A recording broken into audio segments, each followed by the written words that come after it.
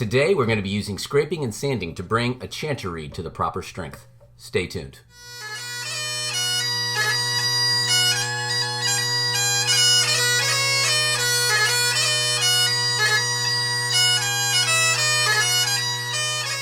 Well, hello everybody, I'm Willis Bagpiper, and on this channel, I make videos to make you a stronger and more confident piper. If you like this kind of content, please consider subscribing to the channel, liking the video, commenting below with any thoughts you might have, and maybe sharing it with other pipers in your life. Also, I do give Skype lessons if you want more personalized instruction.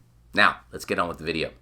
In the first part of this series, I used some less destructive methods to try to ease reeds into a good playable strength, and that's different for everybody, but I encourage you to watch the video. There'll be a card somewhere in the corner here that goes into kind of step one of the process, which is using just some moisture, maybe just a touch of squeezing, and a little bit of poking with the reed poker here to try to bring the reed to a strength that, you could play.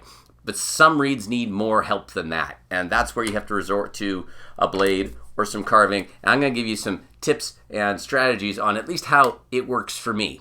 At the moment, I have just a bit of tape on the high G to bring it in. It's not too bad at all. Just about the top quarter of the hole.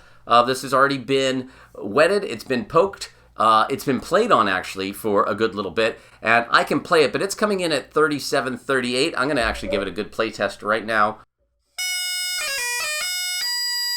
So it's 38, 39, and just setting up the studio here, it seems like it's gotten even a little stiffer. And it's a little high-pitched right now. This is my pipe band chanter, and we're aiming right now for about 485. It's fairly warm in this room. I would normally try to shoot for more like 483, 484, knowing that it'd be coming up to 45, maybe even 46 or 87 in a Texas summer day.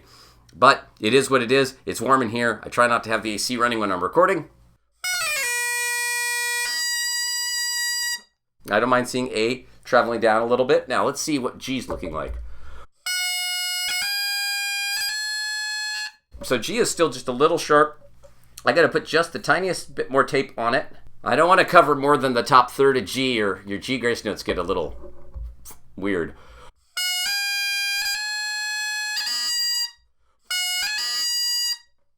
Okay, so step number one, let's fix that crow.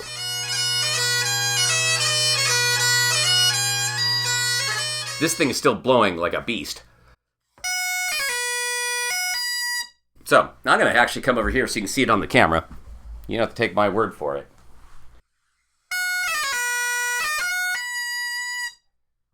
I know, it's probably fairly ridiculous, but it's coming in it actually with everything, and that high A being blown at the right pressure. It's about 41, 42. And again, this thing has been wetted. It's been played on for some time. I'm not going to lie, at 40, 41, my drones tend to shut down. So as I've been testing this, because I really like the tone and the timbre of the reed, the strength, though, something pretty fierce.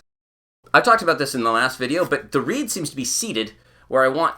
But I'm going to be doing a lot of this manipulation with the reed not in the reed seat, because I want to be able to make sure I have lots of control.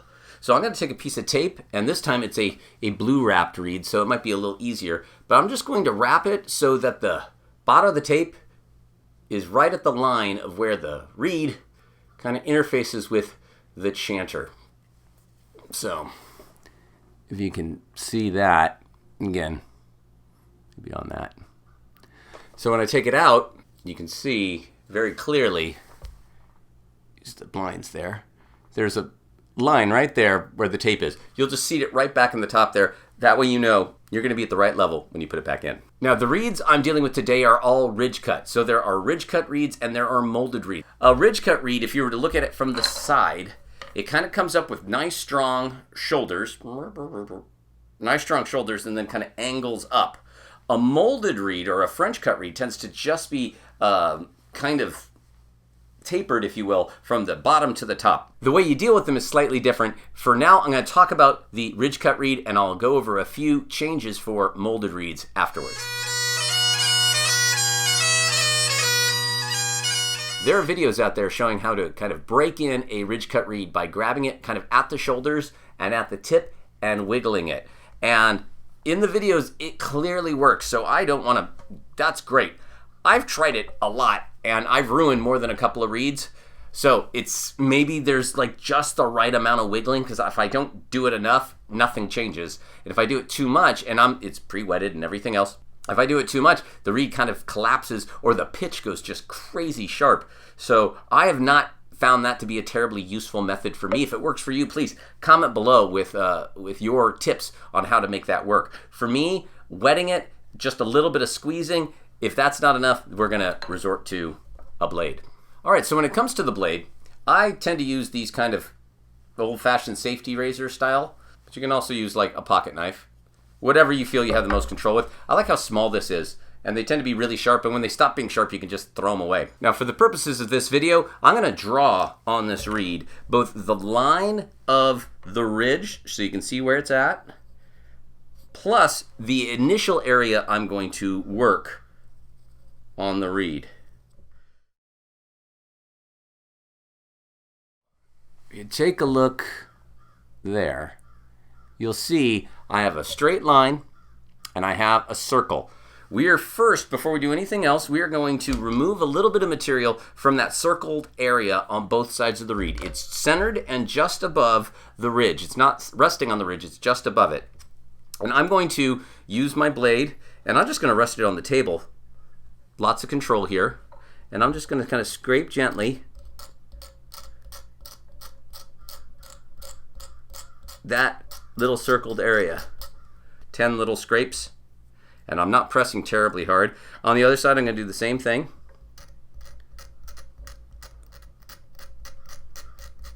So this is reducing the heart of the reed. This is often kind of the thickest part of the reed. If you were looking at, say, a saxophone reed, you can often actually see a triangle of cane right there, some dense part of the reed. We want to try to thin that out, and it does two things. It makes the overall blowing strength come down a little bit. It tends to make the reed less choky. If you have a reed that plays really well, but the slightest dip in pressure it tends to cut out, this can really help open that up. Even more interesting, I have found that on some reeds, scraping right there can actually take a sharp high G and kind of bring it down a little bit. It's never my first choice. I try to kind of poke it with this guy first, but if that doesn't work, this can go really well.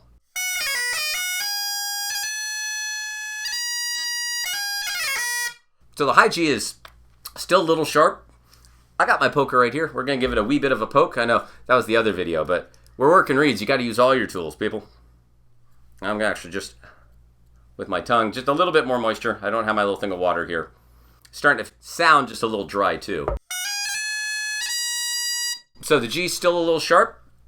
We're going to go ahead and try to scrape just a little bit more material off of that circled bit and see if we can bring the G in that way. And it's still a little hard. It is definitely eased in. I would say it's probably more like 38 now rather than 41. Now I'm keeping the reed in the seat because I like where it's seated, but I'm supporting the reed underneath with my fingers. So I'm kind of holding it like that. I have the reed. I'm not pressing terribly hard, but it gives me a little bit of control.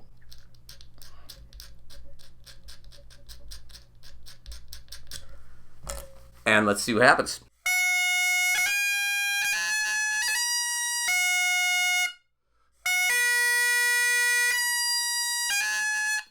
She's still pretty sharp. Let's go ahead and give it another poke.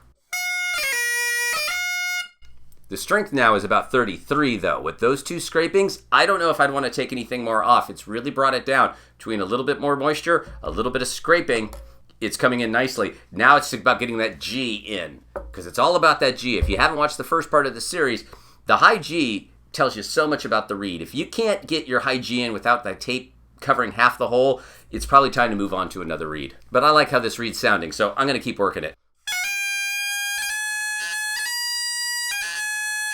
So G's starting to trend the right direction, maybe just the tiniest bit more scraping. I don't want to ease the reed up too much more.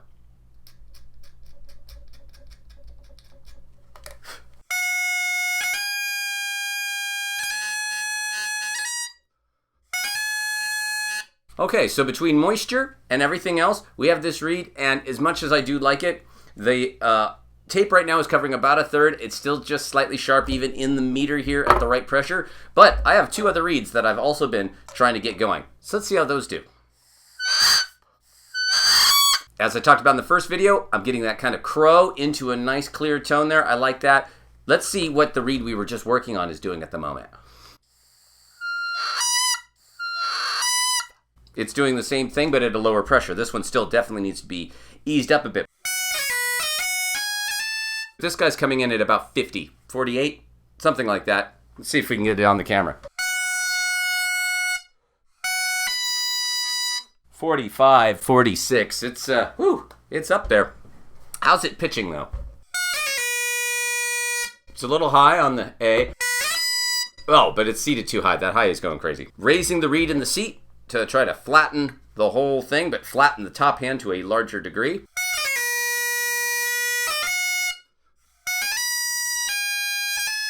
But the G sharp, even when it's hard, we're going to go straight into a little bit of carving. So again, I'm going to use, like I showed on here, right where that circle is, right above the ridge, I'm going to do some carving. And rather than taking it out, because it seems to be seated pretty well, I'm going to support the reed with my finger, and I even have my finger resting on the table. But this time, we used a blade last time. Let's go ahead and use the sandpaper this time. With the sandpaper, I like it in little strips like this. I find it's a little easier to control.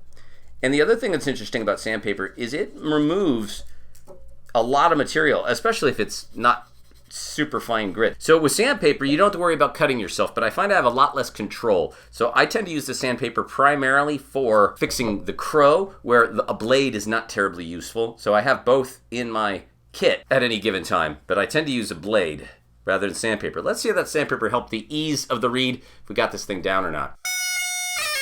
Not much. Certainly not enough. And to note, these reeds have all been played on just before I recorded this. Each one got a couple of minutes. I was going through each one and giving it some playtime. Oh, still 44, 45. I mean, I'm feeling it. We're going to go with a more aggressive method this time. Last time we tried to bring the reed in, and we definitely got the strength in using the carving of just that little circle. So we're going to go ahead and thin the entire, from the top of the ridge to near the end of the reed, but I'm not going to go within 2 millimeters of the end because I don't want to like accidentally pull back, because I am kind of now doing more or less just a up and down scraping motion, not just a one direction. But a reed that's at 45 or more, that's crazy, especially one that's been played, wetted. I'm gonna go with one more overall pass of trying to thin the top before we go to level 3. Now, I'm being pretty aggressive now because as it stands, this reed's not playable. I couldn't have a bagpipe going with a reed that's at 42. My drones would be shutting off. 30 to 35 is plenty. I mean, if you could play a 42 and you don't get a headache, man, that's awesome. You're going to be super loud, but you're also not going to be balanced volume-wise with your peers, so keep that in mind. We're 41. It didn't bring much down. Let's talk about level 3.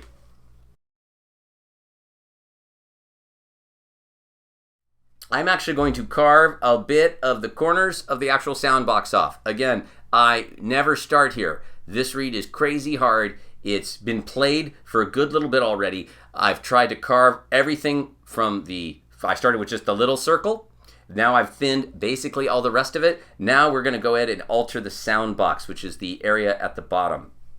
Now I'm going to remove a bit of each corner of the sound box. I'm going to try to show on camera. I'm not going to cut them off so you can see the amount I'm removing. I got some little, see those little, that's how much I'm taking off. I'm not scalloping it completely. I'm just taking a little bit off to see if we can ease up the corners of the sound box a little bit. That's got it down to 38 or so. I'm going to do that one more time, and I'm going to move just a little bit more. Let's go ahead and use some sandpaper here, though, instead. So I'm just going to sand now those same edges. Kind of show both tools working here. So it's still about 38. Now we're going to go to level 4. I'm going to go ahead and give this guy one really super solid squeeze right basically at the level between the wrapping and the sound box, because it's not responding very well to me removing material. I've dealt with other reeds where I've removed far less material than this and turned a 45 into a 20. And now with all of this, it's still it's hard. It's still unpleasant to play. I'm squeezing it together pretty hard. Maybe I'm bending the staple, maybe not, I don't know. But I gotta do something to get this guy in. It sounds good, but it's hard. So that was way better. It's like 35 now. Still a little harder than I would like it, but the pitch went up an awful lot. So let's pull the reed out a little bit. Now it's still 38-ish for that high A to not be crowing. So we're going to go through the whole process one more time, but I'm going to start with far more aggressive step number 1, which was the window.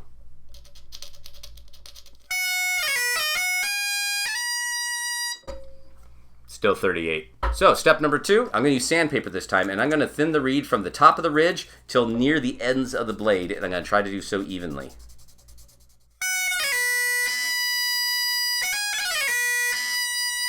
It's not bad. We're getting 36-ish again for the high A. It's a little crowy though. Let's go ahead and see if maybe just the removal of some crow can make the overall blowing strength come down, just so I don't have to blow through that crow so badly. So now I'm going to take the sandpaper, lay it flat, again, drag it once along, once on the other side.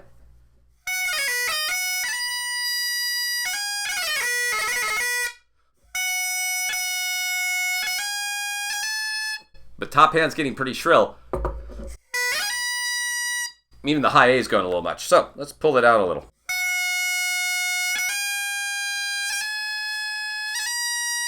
I don't have too much tape on the high G right now. I had taken some off for one of the other tests. I'm going to stick a little bit more on. We're still not to the... We're right at about the third of the way point though. So if it's sharp here, we got to do more work. It's still just trending a little higher than I like. Looking at the pressure and the meter both, I'm going to give this thing another poke.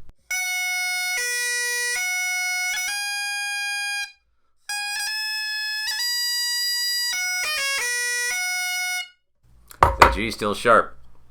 All right, let's see what we can do. Give it another good poke. I'm going to be more aggressive. I'm going down 3 or 4 millimeters this time rather than 2. I still feel it's worth the time working this reed because it's still got a nice crack to the grace notes. It's still got nice volume for the amount of effort. Now, don't get me wrong. It's a lot of effort, but it's a lot of volume. It's the kind of stuff that I don't have the mics and equipment to really do a good job of indicating.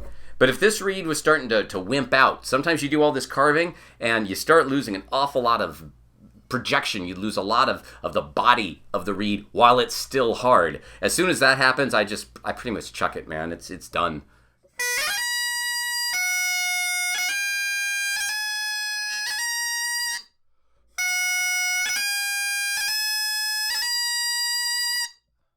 G's still sharp, people. So this will be my last go to try to fix this G. I'm going to give it a big, very aggressive poke. More aggressive than I normally be, but now I am feeling I'm starting to waste my time because that G is sharp. It's sharp. It's not coming in.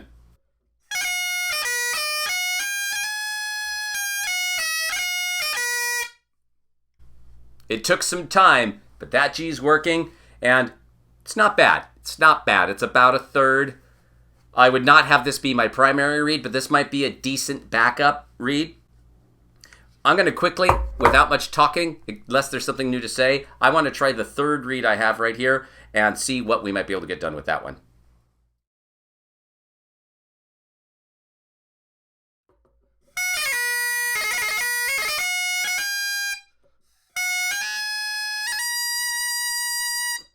So this third reed seems to be the best of the bunch. Well, none of them are quite up to what I would like to take out for a major event or, say, competition. 2 out of 3 are playable right now.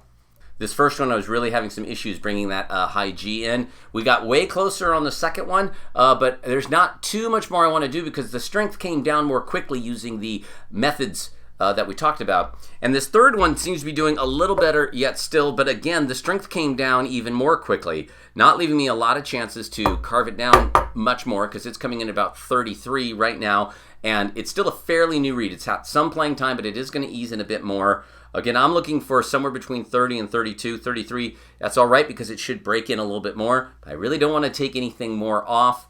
I might try to poke it a couple more times to see what I could do, but normally I would just move on to more reeds. I tend to buy reeds 6 at a time, sometimes even 10, just for me.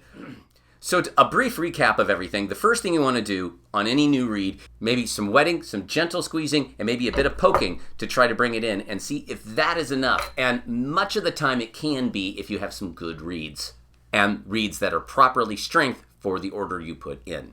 That should always be like that's step beta. For today's thing, what I was saying, step 1, if you feel at that point that you've already poked it and the G is sharp and it's strong, or it's just too strong, I would start with the window, that circle right above the ridge. If after you've done that a time or two, it's not coming in, then I would thin everything from the ridge up till about 2 millimeters underneath the blades. And that often can really ease it up. In this third reed in particular, which I didn't talk about, that worked like a dream on it. The next step after that is to take small slivers off the corners of the sound box. I find that can really help bring the reed in pretty quickly without altering the tone too much. I try not to alter anything else in the middle of the sound box where the reed is its thickest, so it's kind of giving it its beef and structure. And then the fourth and possibly most destructive one, especially if you have really strong hands, is just a good solid squeeze can go a long way to easing it up as well. And if none of those work, I kind of go back to making sure that the reed has some moisture on it. I check the G, make sure that maybe it needs another bit of a poke, and then I go through it again. Step 1, step 2, step 3, maybe another squeeze. And after 2 or 3 go-rounds on that, if your reed still has some volume and some projection, maybe keep going with it. But a lot of times after the 3rd round of carving, there's not a lot of reed left. It might still be really hard and not sound very good. At any point the reed starts sounding bad, I pretty much just throw it out because it's not working. Now, these methods are destructive. They're not the first thing you should do, and I don't recommend they be the first thing you should do. You can't put material back on. Once you've thinned it and removed it, it's gone. Always keep that in mind. So never have it be your go-to just right out of the box to start carving on reeds.